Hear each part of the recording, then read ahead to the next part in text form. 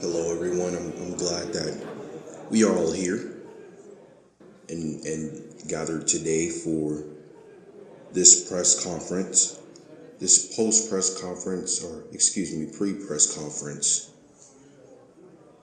for BDG Dojo Thank You, and as well as iGlobal in a whole to get information out to the community and to the public as to what is going on behind the scenes. I think it's well deserved. I think it's well needed. The people deserves to know. They have a right. All right. First question. Hello, Mr. Getting It Done. The first question I want to get from you is, where is the order in BDG?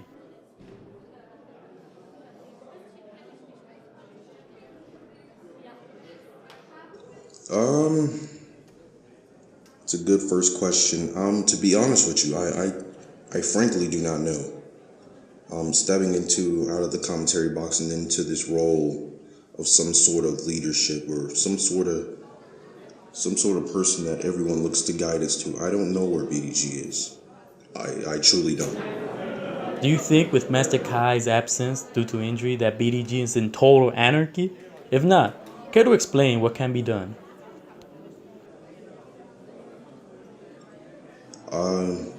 Total anarchy.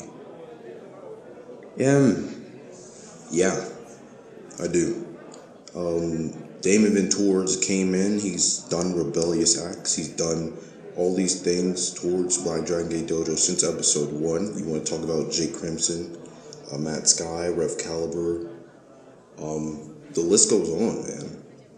You know, we had Brian Amir try to take it, but Brian Amir had other needs to be dealt with as he was here. He's a competitor. He fights. We understand. Jake Crimson tried, and then Brian Amir finally wanted to intervene, and stuff messed up there, and we have no idea where Jake Crimson is. The only thing I can tell you about what can be done is Joey Turner will face Damon Ventura in a sort of BDG versus Anarchy match, in an Anarchy rules match at BDG Extinguish. That was the last thing Master Kai wanted to be booked, and that's what I'm going to release to the public. Joey Turner versus Damon Ventura. Daniel from WrestleMark Industries. How is Master Kai doing in terms of recovery? Master Kai's doing absolutely well. He's doing fantastic. Of course, the pain and all the damage he took, you know, it makes it really dramatic, and I would be scared too, but he's making progress. He's making a lot of progress. Is there anything you can confirm about the progress of iGlobal Network? The iGlobal Network is actually getting ready to go in full head of steam of its potential. As you saw on Twitter, Hart Wrestling's very own champion, women's champion, Kimberly Wu, has actually accepted the challenge of Oho Kyoko, the woman that we signed alongside Christina Young, and now it will be Oho Kyoko versus Kimberly Wu for the Hart Wrestling Women's Championship at BDG Extinguish. So I think that would be extremely a blissful thing. Like, really, to be honest, I mean, a women's division is finally happening. Essentially, it's happening right before our eyes. We already have 3 women, and hopefully this can influence other women to come here and possibly, you know, develop something.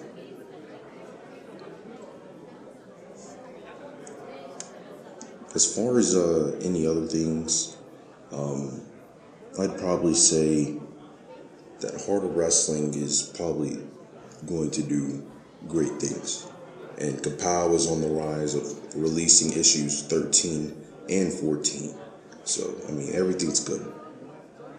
So with Hart Wrestling at such a high, what do you think the future holds?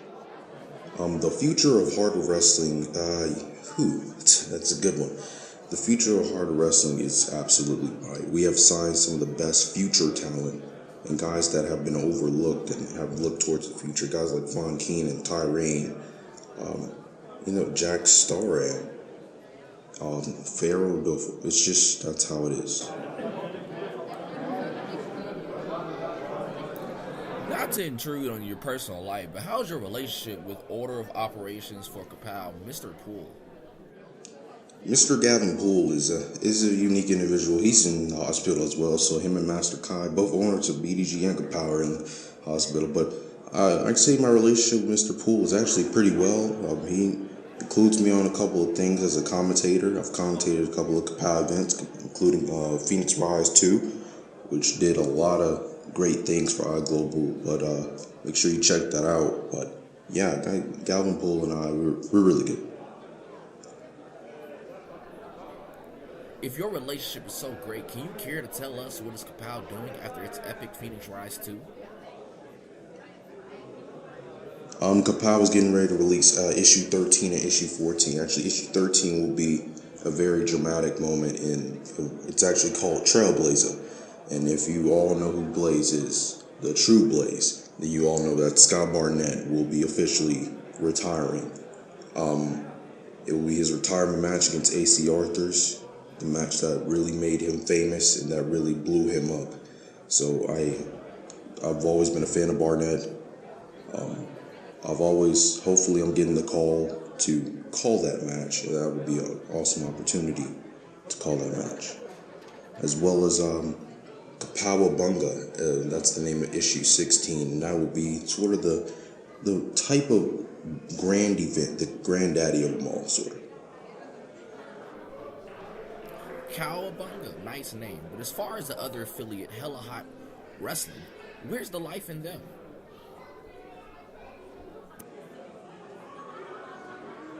Hart Wrestling, I do not know. I can confirm that. I've talked to Kimberly Wu, and I have no word on where Hart Wrestling is at the moment. Yes, the anniversary of BDG is rolling around on April 1st. Anything special going down there? Yes. As you saw, what we confirmed on Twitter, the two matches that I am stoked for and stoked to call. Stoked to call my new commentating partner, Norman Rhodes, April 1st, 2016, right around the corner, as you see, very, very, very, very close, very soon. We will have Christopher Vaughan at 4-0 taking on 2-5 Darren Dastardly. That would be ecstatic. That's going to be a fantastic match. Two egos going at it, but really good inside the ring. I can't wait to see personalities clash, as well as our main event, the number one contender spot, Vigilance, the Masked Man. The other half, besides Cameron Booker, will go one-on-one against Devil and Denise in that number one contenders match, hopefully to see who can fight Sebastian Case at BDG Extinguish. I think it's going to be a big event. What's with Kuro Akiyama and that advancement in the commentary section? Kuro Akiyama has left. He's actually been dramatized by the whole episode 10 situation, just witnessing Kai being destroyed like that. And security and actually officials, he feared that he was next, which I could see. But I'm pretty sure if I'm getting advancements in authority, I'm pretty sure Kuro Akiyama is getting advancements in authority somewhere. But he has left the commentary stand, and that's where that is. And this off, Mr. Getting It Done. Any future proposals of plans for BDG as far as signings? Dojo Wars, future CPVs, and what can BDG do to stop the anarchy that is essentially surrounding its glory? Future plans for BDG.